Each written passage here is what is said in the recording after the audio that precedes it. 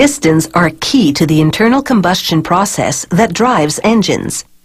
A piston is a plug that slides up and down inside each engine cylinder, compressing gas and air ignited by a spark plug. The resulting energy turns the crankshaft and drives the engine.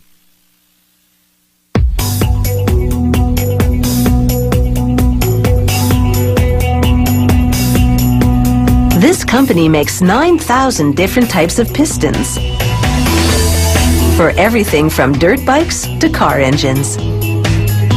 A piston starts out as a 3-meter-long aluminum rod. Aluminum is ideal because it's a lightweight and rust-resistant metal that's easy to cut. A rotary saw slices the rod into slugs, the length of which can be changed by adjusting the feeder machine to push the rod at different intervals. This piston model requires 7-centimeter slugs. The factory recycles excess aluminum shavings.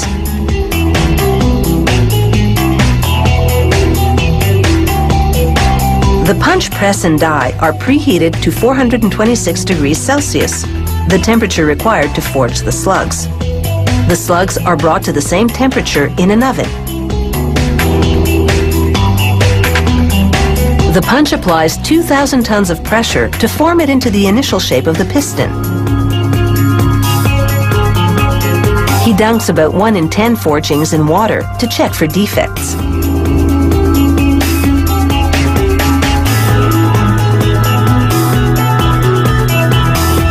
To make forging easier, they pre-lube the slugs before heating them. That's why the slug flames up when struck by the press. It only takes 2 seconds for the press to do its job, but the forgings are so hot they need at least an hour to cool before the next step. Workers heat the forgings twice more. The first time at very high heat to strengthen the metal, the second time at a lower heat to stabilize it.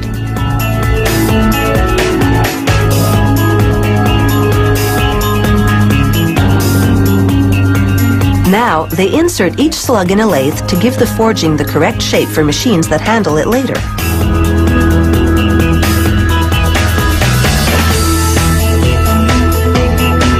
These small holes allow oil to flow through to lubricate the piston when it's in use. Another lathe reduces the diameter by 3 millimeters. The same machine then cuts 3 grooves, 2 for compression rings and another for an oil control ring. These rings help the piston glide and enable it to provide an airtight seal. This hole is for the wrist pin that will attach the piston to a connecting rod.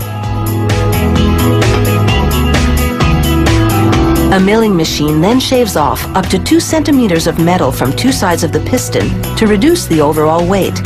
The white liquid is lubricant to cool the area during cutting.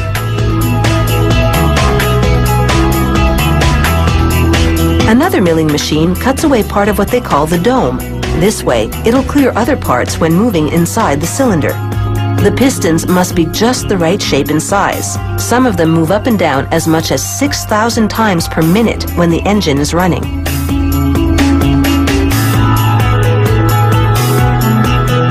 Next, a lathe shaves a hair width more of the metal from the outside. This cut enables the piston to expand slightly when heat builds up inside the cylinder. An automated drill makes 2 intersecting oil drain holes to enhance lubrication of the wrist pin.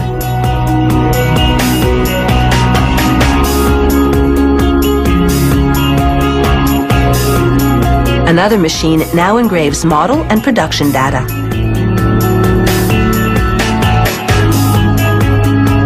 Here, a worker removes sharp edges created during previous operations. He then uses a belt sander to further smooth out the surface.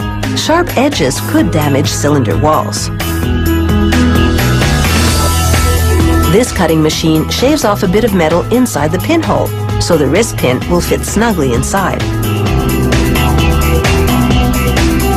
Once the cutting is complete, high-pressure jets spray the pistons with hot deionized water. This cleaning removes all traces of lubricant and oil. After a blow dry with an air gun, the pistons are ready to go through their ups and downs.